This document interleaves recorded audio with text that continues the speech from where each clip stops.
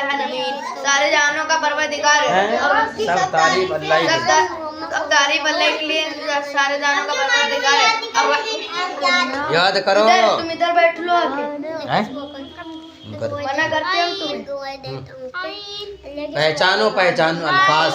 زبر زر پہ الرحمن الرحیم رحم کرم کرنے والا ہے مالک یوم الدین قیامت کے دن کا مالک ہے ایاک نعبد و ایاک نستعین ہم کو سیدھا راستہ چلا او سہرا بیٹھ کر الذین انعمت ہم علیہم تیری عبادت کا تو ہی سمجھ چاہتے ہیں ہم تیری عبادت کرتے ہیں سہرے بیٹھ کے صراط الذین انعمت علیہم غیر المغضوب علیہم ولا الضالین ہم کو سیدھا راستہ چلا